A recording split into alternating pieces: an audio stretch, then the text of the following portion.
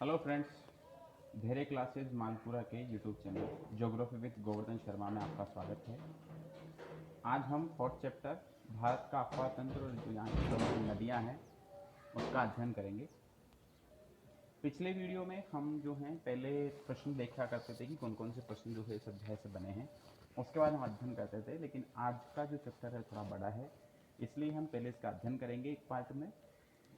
Second part के अंदर जो है हम कुछ जो इसके संबंधित प्रश्न हैं उन प्रश्न को जो है सोल्व करेंगे। लगभग 40 से 50 प्रश्न हैं। बड़ा चैप्टर है, इसलिए हम इसको दो भागों में बांट के पढ़ेंगे। नदी जो है भारत की अफवाह तंत्र को हम दो भागों में बांटते हैं वैसे भी, हिमालय का या उत्तरी भारत का अफवाह तंत्र और प्रायद्वीपीय भारत का अफवाह तंत्र। तो आज जो है हमारा हिमालय का अफवाह तंत्र ही हो पाएगा। प्रायद्वीपीय भारत के अफवाह तंत्र के साथ जो है हम प्रश्न को कल जो नेक्स्ट वीडियो हमारा आएगा उसके अंदर सोल्व करेंगे।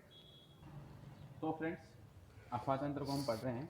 अफवाह तंत्र को पढ़ने से पहले हमारे इसमें दो मुख्य रूप से शब्दावली जो है उसका प्रयोग होता है कि एस्चुरी। एस्चुरी जो होती है वो पानी का स्थल भाग के अंदर घुसा हुआ जो भाग होता है उसे हम एस्चुरी कहते हैं। ऐसा कुछ नदियाँ जो है जैसे हम देखें, सागर तट पर स्थित आधा बंद खारे पानी का वह क्षेत्र जहाँ नदी ताज़ा पानी समुद्र में जो है मिलाती है, मतलब नदी का जो मुहाना होता है समुद्र में मिलने से पहले, वहाँ उसे जो है हम एस्चुरी के नाम से जानते हैं। नर्मदा, ताप्ती और मांडवी जो नदियां हैं ये एस्चुरी जैसे जवार नदमुख जो हमने कल भी पढ़ा था उसका निर्माण करती है। प्रश्न पूछा जा सकता है। और दूसरी जो भाषा है वो है डेल्टा। डेल्टा जो होता है वो देखिए किस प्रकार से हम चित्र में देख सकते हैं। डेल्टा क्या है, तो जो नदियाँ होती है जो अपने साथ अवसाद बहा कर लाती है, समुद्र में या किसी भी जल स्रोत में मिलने से पहले जो है वो अवसाद को जमा कर देती है जो त्रिभुजाकार आकृति में होते हैं, और नदी वहाँ से जो है बिखरे हुए रूप में बह के किसी जो जल का स्रोत था उसमें पहुँच जाती है। तो गंगा, ब्रह्मपुत्र, महानदी, गोदावरी, कृष्णा जो है आदि डेल्टा निर्माण करने वाली नदी हैं। देखो इसमें लिखा हुआ है जहाँ उस जगह नदी द्वारा बहाकर लाई गई जो मिट्टी होती है उसके कारण नदी की धाराएं कई धाराओं में विभाजित हो जाती है और डेल्टा जो होता है उपजाऊ होता है। विश्व का सबसे बड़ा जो उपजाऊ डेल्टा है वो कौन सा है? गंगा नदी का सुंदरबन डेल्टा। बात करते हैं हम अफवाह तंत्र की, ड्रेनेज सिस्टम की। तो भारत का जो अफवाह तंत्र है इसे हम इस प्रकार समझ सकते हैं। पहले अफवाह तंत्र को हम जानें कि एक नदी और उसकी सहायक नदियों के द्वारा मिलकर जो एक आकृति का निर्माण होता है वो अफवाह तंत्र, और जिस आकृति बन रही है वो जिस प्रकार का हमें दिखाई दे रहा है वो होता है अफवाह प्रतिरूप। ठीक है, हम बात करें एक मुख्य नदी है, उसकी कुछ सहायक नदी और उन सहायक की भी सह सहायक जो नदियाँ हैं ये सब मिलकर किसका निर्माण करती है? अफवाह तंत्र का निर्माण करती है। भारत का जो अफवाह तंत्र है इसे हम दो भागों में बांट के विभाजित करते हैं या दो भागों में बांट के पढ़ते हैं। पहला जो भाग है इसका वो है हिमालय का अफवाह तंत्र और दूसरा है प्रायद्वीपीय भारत का अफवाह तंत्र। हिमालय का जो अफवाह तंत्र है उसके अंदर सिंधु नदी, गंगा नदी और ब्रह्मपुत्र नदी तीन मुख्य नदियाँ इनको सम्मिलित किया जाता है। और प्रायद्वीपीय भारत के अंदर जो प्रायद्वीपीय भारत वाला भाग है उन नदियों को, उनके सहायक नदियों को जो है हम पढ़ते हैं इसके अंदर, जिसमें प्रमुख नदियां हैं नर्मदा, ताप्ती, महानदी, गोदावरी, कृष्णा, कावेरी, माही आदि। कुछ जो नदियां हैं वो प्रायद्वीपीय भारत के अफवाह तंत्र के अंदर सम्मिलित की जाती है। इसके अलावा एक अफवाह तंत्र और है हमारा अंतः प्रवाह का क्षेत्र जो राजस्थान के मरुस्थलीय क्षेत्र में पाती है। कुछ नदियाँ जो है थोड़े समय के बाद बहने के बाद जो है किसी स्रोत में या भूमि के अंदर क्या है विलुप्त हो जाती है। अब सबसे पहले हम अफवाह तंत्र जो हिमालय का उसकी बात करें तो सिंधु नदी जो है वो आती है। सिंधु नदी का अफवाह तंत्र जो है, सिंधु नदी तीन देशों में बहती है। इसका उद्गम चीन में होता है, तो चीन में, भारत में और फिर पाकिस्तान में। इस नदी का जो उद्गम है वो मानसरोवर झील के निकट होता है और ये भारत के अंदर प्रवेश करती है। भारत के बाद पाकिस्तान के अंदर होते हुए जो है आगे बहती हुई गिलगित से होते हुए दर्दिस्तान के पास पाकिस्तान में प्रवेश करती है और कराची के पूर्व से होते हुए अरब सागर में मिल जाती है। इसकी कुल लंबाई 2880 किलोमीटर है लगभग। नदियों की जो है फिक्स लंबाई होती नहीं है क्योंकि ये हर साल अपर्दन वगैरह करती रहती है, तो वैसे लंबी छोटी होती रहती है, लेकिन औसत जो इसकी लंबाई है सामान्य रूप से हम देखें तो 2880 किलोमीटर जो है इसकी लंबाई है। लेह शहर जो है प्रश्न पूछा जा सकता है, तो इसके दाएं किनारे पर स्थित है लद्दाख के अंदर। और सिंधु नदी जो है भारत की मुख्य नदी है। सिंधु नदी अरब सागर में मिलने से पहले जो है 5 नदियों से मिलती है, जिसमें चेनाब, झेलम, रावी, व्यास और सतलज है। और सारी नदियाँ जो है दोआब का निर्माण करती है। दोआब क्या होते हैं हम इसको अभी थोड़े समय बाद पढ़ेंगे। पहले हम देख लेते हैं नदियाँ किस किस प्रकार देख सकते हैं हम चित्र में। सतलज, फिर व्यास, रावी, चेनाब और झेलम और सिंधु, ये 5 नदियाँ और एक मुख्य नदी जो है अपवाहित प्रवाहित होती है। सबसे पहले हम बात करें चेनाब नदी की, तो चेनाब जो नदी है सिंधु की सबसे बड़ी सहायक है और इसका उद्गम हिमालय के अंदर K12 K12 लारा दर्रा जो है वहाँ से होता है। इसमें जो है इसकी शाखाएं चंद्र और भागा दो शाखाओं से मिलकर बनती है, इसलिए इसका नाम हिमाचल प्रदेश में चंद्रभागा के नाम से भी इसे जानते हैं हम। फ्रेंड्स नेक्स्ट हम आगे बात करें तो इसके अंदर ये नदी पाकिस्तान में जाकर सिंधु में मिल जाती है और सिंधु नदी में मिलने से पहले इसमें झेलम, रावी, सतलज, व्यास नदियाँ आकर मिलती है। सेकंड जो नदी है वो हमारी झेलम नदी, और श्रीनगर जो शहर है वो झेलम नदी के किनारे बसा हुआ है। इसका जो उद्गम है वो बेरीनाग जम्मू कश्मीर से होता है, कश्मीर घाटी के पास से। ये नदी 170 किलोमीटर भारत में बहती है, उसके बाद पाकिस्तान की सीमा में प्रवेश कर जाती है और पाकिस्तान में जंग के निकट जो है चेनाब नदी में मिल जाती है। मतलब झेलम नदी किसकी सहायक हो गई? चेनाब की सहायक हो गई। भारत में इसकी लंबाई 170 किलोमीटर है। पेरीनाग कश्मीर घाटी से इसका जन्म होता है। इसके बाद जो नेक्स्ट नदी है वो है रावी, हिमाचल प्रदेश के रोहतांग दर्रे से इसका जो उद्गम होता है कश्मीर और पंजाब में होते हुए पाकिस्तान में झक के निकट जो है ये भी किस में मिल जाती है? चेनाब में मिल जाती है। नेक्स्ट जो नदी है वो है हमारे सतलज। सतलज का जो उद्गम है फ्रेंड्स वो राक्षस ताल में होता है। राक्षस ताल जो चीन तिब्बत में है और यहाँ से हिमाचल प्रदेश में बहती हुई बावलपुर में चेनाब के निकट चेनाब के अंदर मिल जाती है। चेनाब में मिलने से पहले इसमें जो है व्यास नदी आकर मिलती है। आगे हम बात करें व्यास नदी की। व्यास नदी दोस्तों रोहतांग दर्रे से निकलती है और हिमाचल प्रदेश में कुल्लू घाटी में बहते हुए पंजाब के हरी के, जहाँ से इंदिरा गांधी नहर निकली हुई है, वहाँ सतलज नदी में मिल जाती है। हरी के बैराज वहाँ पे बना हुआ है और भारत की सबसे बड़ी कृत्रिम नहर जो है इंदिरा गांधी नहर वो यहीं बनी हुई है। इसकी राजस्थान में 670 किलोमीटर लंबाई है, वर्तमान में 649 किलोमीटर इसकी पूरी लंबाई है और बाड़मेर में गडरा रोड तक जो है ये विस्तृत है। पंजाब और राजस्थान से होकर गुजरती है। इस पर कुछ लिफ्ट नहरें बनी हुई है और कुछ जल विद्युत परियोजनाएं भी है। मुख्य रूप से इसका प्रयोग जो है वो सिंचाई में और पेयजल के रूप में मिलता है। ध्यान रखने बात यह है कि पाकिस्तान के बावल क्षेत्र में जब चेनाब झेलम में मिलती है तब ये चेनाब से मिलकर पंचनद नदी का निर्माण करती है। मतलब सिंधु नदी में मिलने वाली 45 किलोमीटर तक ये पांचों नदियाँ होकर यहाँ से आगे। वहीं फ्रेंड्स हम बात करें यहाँ पर कुछ नदियाँ जो है ये दोआब का निर्माण करती है। तो सतलज और व्यास जो है ये विस्त दोआब का निर्माण करती है। व्यास का व और सतलज का से को लेके यहाँ पर विस्त दोआब। दोआब का मतलब होता है दो नदियों के बीच का क्षेत्र, जो सामान्य रूप से किस प्रकार का होता है? उपजाऊ होता है। तो दोआब दो नदियों के बीच का जो क्षेत्र होता है, मैदानी क्षेत्र, उसे दोआब कहते हैं। दोआब के अंदर भी कई प्रकार की आकृतियाँ होती है, उसे हम जो हैं हमारे मैदानी भाग जब हम पढ़ेंगे तो उसमें पढ़ेंगे। खादर, बांगर वगैरह, ले, कलर वगैरह वाला जो चीज़ हैं वो सब इसके अंदर पढ़ेंगे। वहीं हम देखें तो व्यास और रावी के बीच में जो है बारी दोआब है। बारी और चेनाब के बीच में जो है रेचना दोआब है और चेनाब और झेलम के बीच में चाच दोआब। सिंधु नदी और झेलम के बीच में जो है सिंधु सागर दोआब है। इस प्रकार से 6 नदियों के बीच में 5 दोआब हैं और ये पांचों नदियां जो है पाकिस्तान में मिलकर एक पंचनद संगम का निर्माण करती है बावलपुर के निकट। ठीक है, तो इस प्रकार मुख्य नदी कौन सी? सिंधु नदी। अन्य जो इसकी सहायक नदियाँ हैं वो भी मुख्य नदियाँ, उनमें भी कई छोटी छोटी धाराएँ आके मिलती है, लेकिन इस तंत्र की जो सबसे बड़ी नदी है वो है सिंधु नदी। इस आधार पर उसे मुख्य नदी मान लिया जाता है और अन्य जो उसकी नदियाँ हैं उसको उसकी सहायक नदियों के रूप में सम्मिलित करते हैं। तो फ्रेंड्स आपके समझ में आ गया होगा सिंधु नदी तंत्र ये और इसकी जो मुख्य सहायक नदियाँ हैं वो, और इस पर बनने वाले प्रमुख जो दोआब हैं वो पढ़ लिए हैं हमने। कुछ यहाँ से महत्वपूर्ण जो परियोजनाएं वो रह जाती है, तो परियोजनाओं वाला जो चैप्टर है हमारा वो हम उसे अलग से ही लेंगे, बहुउद्देशीय परियोजना। देखो फ्रेंड्स, इन सब नदियों का उद्गम अगर भारत में होता है तो भारत चाहे तो इन्हें जो है रोक सकता है। तो 1960 के अंदर जो है सिंधु जल समझौता हुआ, तो जिसमें क्या हुआ कि पूर्व की जो 3 नदियां हैं ब्यास, रावी और सतलज, इनका नियंत्रण तो भारत पर रखा और सिंधु, चेनाब, झेलम जो नदियां हैं इनका पूर्ण नियंत्रण किस पे रखा?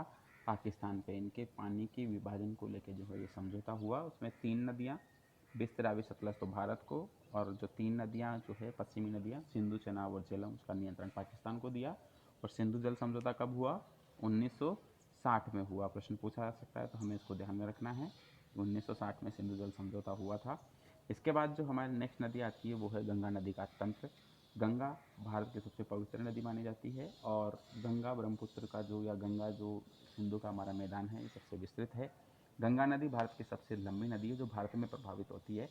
इसके मुख्य जो कुल लंबाई जो है वो है 2525 किलोमीटर। जो भारत के अंदर जो इसकी लंबाई है वो है 2071 किलोमीटर। इसके बाद ये बांग्लादेश में चली जाती है। सतोपथ हिमानी के निकट जो है अलकनंदा, देखिए हम देख सकते हैं अलकनंदा के पास गोमुख से निकलती है और भागीरथी नदी जब देवप्रयाग में मिलती है तो इसका संयुक्त नाम जो है वो क्या हो जाता है, गंगा हो जाता है। भागीरथी नदी जो है वो नीति और माना दर्रा के पास से निकलने वाले जो दो झंझारें हैं उनसे निकलकर बनती है और टिहरी बांध जो है वो भी इसी के ऊपर बना हुआ है। यहीं पे अलकनंदा की जो नदी है, अलकनंदा की भी दो मुख्य सहायक नदियाँ, एक तो है पिंडार नदी और एक है मंदाकिनी नदी। पिंडार जो नदी है वो कर्णप्रयाग के निकट आके मिलती है, जिस स्थान पर मिलती है उसे प्रयाग के नाम से जानते हैं। और मंदाकिनी नदी जो है वो रुद्रप्रयाग में आकर मिलती है। यहीं अलकनंदा के ऊपर हमारे जो स्थल हैं केदारनाथ और बद्रीनाथ, तो केदारनाथ जो है इससे पहले यहाँ पर एक धौली गंगा भी अलकनंदा में आकर मिलती है जिसे विष्णु प्रयाग उसका निर्माण होता है। केदारनाथ मंदिर मंदाकिनी नदी के तट पर है और बद्रीनाथ जो है वो अलकनंदा के तट पर है। यहीं फ्रेंड्स हमारे जो हैं 4 तीर्थ बनते हैं, केदारनाथ, बद्रीनाथ, गंगोत्री और यमुनोत्री।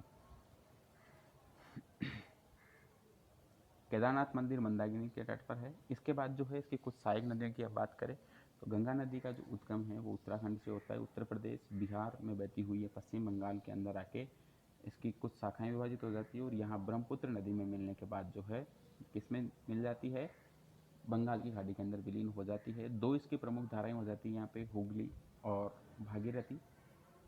उत्तर प्रदेश में निकलती है, पश्चिम बंगाल से होते हुए फरक्का के अंदर ये बहती है। बांग्लादेश में इसे पद्मा के नाम से जाना जाता है और ब्रह्मपुत्र जब इसके अंदर मिल जाती है तो इसे संयुक्त रूप से किसी नाम से जानते हैं, भागीरथी के नाम से जानते हैं। और ये बंगाल की खाड़ी के अंदर जो है अपना जल डालती है।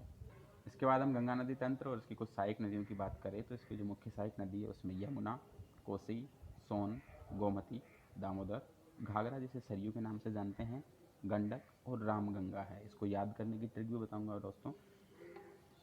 इसके अंदर सबसे पहले यमुना नदी इसके बाएं किनारे से आकर मिलती है जिसका उद्गम यमुनोत्री बंदरपूछ से होता है। गंगा की सबसे बड़ी सहायक नदी है ये, उत्तराखंड के बंदरपूछ से इसका उद्गम यमुनोत्री से होता है। ये नदी उत्तराखंड से हरियाणा, दिल्ली, उत्तर प्रदेश में बहते हुए प्रयागराज जैसे इलाहाबाद, यहाँ पर कुंभ भी बढ़ता है, गंगा के अंदर मिल जाती है। यमुना जो है वैसे तो गंगा की सहायक नदी है लेकिन खुद भी एक मुख्य नदी है और इसकी भी कुछ सहायक नदियाँ हैं जिसके अंदर जो है राजस्थान से निकलने वाली चंबल जो मध्य प्रदेश से निकलती है, इसके बाद बेतना, केन, कुछ जो नदियाँ हैं वो इसकी सहायक नदी है। और यमुना नदी का जो प्राचीन नाम है वो कालिंदी नदी है, इसे कालिंदी के नाम से भी जाना जाता है। यमुना का संबंध हम जो हैं भगवान कृष्ण से भी मानते हैं। इसके बाद जो गंगा की अन्य सहायक नदियाँ हैं उसके अंदर चंबल नदी को अगर हम पढ़ें यमुना की का तो ये मध्य प्रदेश में मऊ के निकट जानापाव के पहाड़ी से इसका उद्गम होता है। मध्य प्रदेश में बहती हुई राजस्थान से उत्तर प्रदेश के इटावा नगर में यमुना में मिल जाती है और उसके ऊपर 4 बांध बने हुए हैं, क्रमशः गांधी सागर, राणा प्रताप, कोटा बैराज और जवाहर सागर बांध जो हैं इसके ऊपर बने हुए हैं। इसकी कुल लंबाई जो है 965 किलोमीटर है। दूसरी जो यमुना की सहायक है वो है बेतवा नदी, मध्य प्रदेश के भोपाल से निकलती है और उत्तर पूर्व दिशा में बहते हुए उत्तर प्रदेश के हमीरपुर में यमुना में मिल जाती है बेतवा नदी। ध्यान रखने की बात है कि जो सांची जो है वो बेतवा नदी के किनारे पर है। यहाँ बौद्ध स्मारक और स्तूप जो हैं वो बने हुए हैं। अशोक के समय में 3री शताब्दी में जो है इन स्तूपों का निर्माण हुआ था। अशोक ने जो है इनका निर्माण करवाया था, तो हमें ध्यान में रखना है। सांची का जो संबंध है वो बेतवा नदी से है और सांची जो है वो बौद्ध स्मारकों के लिए प्रसिद्ध है। इसके बाद जो है इसके अंदर केन नदी आकर मिलती है। केन के बाद अगर हम बात करें तो गंगा नदी की जो अन्य सहायक नदी है उसके अंदर नदी आती है कोसी नदी। ये नेपाल के हिमालय से निकलती है और बिहार में प्रवेश करके गंगा में मिल जाती है। ये नदी प्राय अपना मार्ग बदलने के कारण चर्चाओं में रहती है और कोसी जो है इसकी 7 प्रमुख धाराएं, इनको सबको मिला के सप्तकोसी कहते हैं। और मार्ग परिवर्तन के कारण इसमें बार बार बाढ़ आती है और तबाही फैल जाती है। बिहार इससे सबसे ज़्यादा प्रभावित होता है, इसलिए बिहार का शोक कहा जाता है कोसी नदी को। प्रश्न पूछा जा सकता है बिहार का शोक किसे कहते हैं, तो कोसी नदी को बिहार का शोक कहा जाता है। यह नदी बिहार में कटिहार में गंगा नदी में मिल जाती है। इसके बाद जो है हमारी दामोदर नदी आती है। दामोदर नदी जो है इसका उद्गम झारखंड के छोटा नागपुर पठार में होता है और ये हुगली में आके मिलती है। हुगली जो गंगा की सहायक नदी है पश्चिम की तरफ बहने वाली, इस नदी में अचानक वाली बाढ़ के कारण जो है इसे बंगाल का अभिशाप कहा जाता है। जिस प्रकार बिहार का सो कोसी को कहते हैं, उसी प्रकार बंगाल का जो अभिशाप है वो किसे कहा जाता है, दामोदर नदी को कहा जाता है। और यहाँ पर जो है प्रदूषण के कारण नदी को जैविक मरुस्थल कहा जाता है, क्योंकि यहीं पे जो है हमारे ज़्यादातर लोहे इस्पात जो कारखाने हैं वो, और अमेरिका की जो नदी है उस नदी के टेनेसी नदी उसके जैसे जो है दामोदर नदी घाटी को विकसित किया गया है। हमें ये भी ध्यान रखना है दामोदर नदी घाटी का संबंध किससे है, तो अमेरिका की जो टेनेसी नदी है उसका संबंध इससे। नेक्स्ट जो हम बात करें वो है हमारे गोमती नदी। गोमती नदी भी गंगा की सहायक है और इसका उद्गम उत्तर प्रदेश के पीलीभीत स्थित गोमत ताल से होता है, जो फुलर झील भी इसे कहते हैं। और गंगा नदी का एकमात्र ऐसी सहायक नदी है इसका उद्गम जो है कहाँ से होता है, मैदान से होता है। इससे सभी नदियों का उद्गम पर्वत या पहाड़ी क्षेत्रों से होता है या पठार से होता है।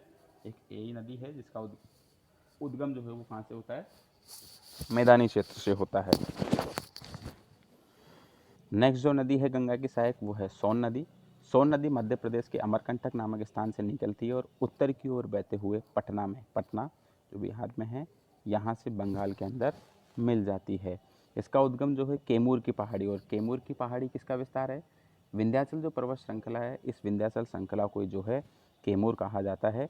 सोन नदी और यमुना के बीच में जल विभाजन का काम कौन करती है, कैमूर नदी कहती है। जो यमुना नदी की जो सहायक नदियाँ हैं उनका जो उसमें केन वाली जो नदी वो और सोन नदी जो है इनके बीच में जल विभाजक का कार्य कैमूर जो पर्वत श्रृंखला है ये करती है। कैमूर को हमने भारत के जो प्रमुख पर्वत वगैरह हमने पढ़े, प्रमुख पर्वत और चोटियाँ उसमें पढ़ा भी था। तो सभी चीज़ों का जो है एक दूसरे से संबंध है, हमें ध्यान रखना है। इसके अलावा गंगा की कुछ सहायक नदियाँ हैं, उसमें घाघरा जिसे सरयू के नाम से भी हम जानते हैं, गंडक नदी जो है इसके बाएं तट से मिलती है इसके अंदर आके, रामगंगा आदि भी इसकी प्रमुख सहायक नदियाँ हैं। नदियों से संबंधित जो प्रमुख पॉइंट हैं वो है कि कौन सी नदी गंगा के दाएं तट से और कौन सी नदी गंगा के बाएं तट से आकर मिलती है। तो रामगंगा, गोमती, तो गंगा नदी के बाएं और दाएं किनारे से जो मिलने वाली नदियां हैं उसको हम जो है इस प्रकार समझ सकते हैं। ये हमारी गंगा नदी है, इसका दायां किनारा और बायां किनारा। तो दाएं किनारे से जो है इसमें यमुना, सोन और टोंस नदियां जो है वो मिलती है, जबकि बाएं किनारे से जो है इसके अंदर गोमती, गंडक, घाघरा, कोसी, रामगंगा आदि जो नदियां हैं वो इसके बाएं किनारे से इसमें आके मिलती है। किनारे का मतलब बाएं तरफ का मतलब है कि जिस तरफ से इसकी बाएं भुजा है, जिस तरफ इसका प्रभाव हो रहा, अगर हम उस तरफ मुँह करके रहें तो जिस तरफ हमारा दायां हाथ है उधर नदी का दायां भाग, और जिस तरफ हमारा बायां हाथ उधर नदी का बायां भाग। गंगा नदी जो है इसे 2008 में राष्ट्रीय नदी का दर्जा दिया गया, और गंगा के निकट जो है सबसे बड़ा बसा हुआ जो शहर है वो है कानपुर। गंगा नदी का जो प्रवाह क्रम है वो सबसे पहले उत्तराखंड, फिर उत्तर प्रदेश, फिर बिहार और पश्चिम बंगाल होते हुए बांग्लादेश में प्रवेश करते बंगाल की खाड़ी के अंदर जो है ब्रह्मपुत्र नदी के साथ मिलकर चली जाती है। यहाँ इसे अलग अलग नामों से जाना जाता है, जमुना, पद्मा, मेघना, हुगली आदि जो हैं इसकी शाखाएँ हैं। इसके बाद जो है ब्रह्मपुत्र नदी आती है हमारे जो हिमालय अफवाह तंत्र का तीसरा या उत्तरी भारत का जो है तीसरा भाग है। ब्रह्मपुत्र नदी जो है ये एशिया की सबसे बड़ी नदी है, जिसका उद्गम चीन तिब्बत में होता है, और यहाँ से जो है ये नदी भारत और बांग्लादेश में बहती है। तिब्बत, भारत और बांग्लादेश में होकर नदी बहती है। तिब्बत में मानसरोवर झील के निकट, देखिए सिंधु नदी का जो उद्गम है वो भी मानसरोवर झील के निकट होता है, इसका भी मानसरोवर झील के निकट होता है। ब्रह्मपुत्र, सतलुज और सिंधु नदी तीनों का उद्गम कहाँ होता है, मानसरोवर में होता है। इसे तिब्बत के अंदर यरुलगो जगबो के नाम से जाना जाता है, और सांगपो भी इसे कहते हैं। भारत की असम घाटी में से ब्रह्मपुत्र और इस नदी को जो है अरुणाचल प्रदेश में दिहांग के नाम से जाना जाता है। मतलब ये इसके क्या हो गए, उपनाम हो गए, सांगपो, दिहांग और यरुलगी जंगपो के नाम से इसे जाना जाता है। दिहांग इसे कहाँ कहते हैं, अरुणाचल प्रदेश में कहते हैं, और शेष भारत के अंदर इसे ब्रह्मपुत्र के नाम से जाना जाता है। असम घाटी में बहते हुए नदी जो है बांग्लादेश में प्रवेश करती है, जहाँ इसे किसके नाम से जाना जाता है, जमुना के नाम से जाना जाता है। बांग्लादेश में ये गंगा मतलब पद्मा के साथ मिल जाती है, और गंगा ब्रह्मपुत्र का जो संयुक्त रूप है उसे मेघना के नाम से जानते हैं। विश्व का सबसे बड़ा डेल्टा जो सबसे ज़्यादा उपजाऊ है, सुंदरवन डेल्टा, यहाँ सुंदरी वृक्ष की अधिकता होने के कारण इसे सुंदरवन के नाम से जाना जाता है। और बांग्लादेश की जो है खाड़ी में जाकर ये मिल जाती है, बंगाल की खाड़ी में इसका क्या हो जाता है, विलय हो जाता है, या महासागर के अंदर जो है अपना जल डालती है। ब्रह्मपुत्र नदी जो है इसकी अगर हम सहायक नदियों की बात करें तो इसकी सहायक नदियों के अंदर तिस्ता नदी, इसके बाद जो है सुबनसिरी नदी, कमेंग नदी, मानस, दिबांग, लोहित और बराक, कपिली। तीस्ता, मानस, सुमनसिरी और कंगेन जो नदी है वो इसके दाएं किनारे से, लोहित, बराक और कपिल नदी जो है वो इसके बाएं किनारे से आकर मिलती है। दिबांग नदी जो है वो भी इसके बाएं किनारे से आकर इसमें मिलती है। तीस्ता, सुवनसिरी, कमेंग, मानस, दिबांग दाएं तट से, लोहित, बराक, दिबांग बाएं तट से ब्रह्मपुत्र में मिलती है। इसके भी दाएं और बाएं किनारे से मिलने वाली जो नदियां हैं वो हमें ध्यान में रखनी है। कुछ महत्वपूर्ण जो पॉइंट हैं, तीस्ता नदी का जो उद्गम है वो कहाँ होता है? सिक्किम में होता है। पश्चिम बंगाल में होते हुए बांग्लादेश में प्रवेश करती है और ब्रह्मपुत्र नदी के अंदर मिल जाती है। लोहित नदी जो है इसे खून की नदी कहा जाता है, इसके लाल रंग के कारण। ठीक है, इसे किस नाम से जाना जाता है? खून की नदी के नाम से जाना जाता है। बराक नदी जो है मणिपुर की पहाड़ियों से निकलती है, जो मिजोरम, असम होते हुए बांग्लादेश में प्रवेश करती है और ये बांग्लादेश में कहाँ? मेघना के अंदर आके मिल जाती है। ब्रह्मपुत्र नदी गंगा नदी के साथ मिलकर विश्व का सबसे बड़ा डेल्टा सुंदरबन डेल्टा बनाती है और यहाँ कौन से वृक्ष की अधिकता है? सुंदरी वृक्ष की अधिकता होने के कारण से सुंदरबन के नाम से जाना जाता है, जो सबसे उपजाऊ है। वहीं विश्व का सबसे बड़ा जो नदी द्वीप है वो भी कहाँ? मांजुली द्वीप के अंदर। जो मांजुली द्वीप है वो असम में ब्रह्मपुत्र नदी के अंदर ही बसा हुआ है। तो फ्रेंड्स, इस प्रकार जो है हमने उत्तर भारत का या हिमालय का जो अफवाह तंत्र है, जिसमें सिंधु, गंगा और ब्रह्मपुत्र नदी और उनकी सहायक नदियों से मिलकर बना हुआ है, इसको हमने आज के वीडियो में जाना। नेक्स्ट वीडियो के अंदर जो है हम प्रायद्वीपीय भारत की नदियाँ और नदी घाटियों से या जो अफवाह तंत्र से जुड़े हुए जितने प्रश्न हैं पिछले परीक्षाओं में पूछे गए हैं या फिर आने वाली परीक्षाओं में पूछे जा सकते हैं, संभावित जो प्रश्न हैं उनका अध्ययन करेंगे। धन्यवाद। अगर आपको वीडियो पसंद आया हो तो लाइक करें, सब्सक्राइब करें, शेयर करें, कमेंट करें। अगर आपको कोई सुझाव हो तो वो भी जो है दे सकते हैं। धन्यवाद।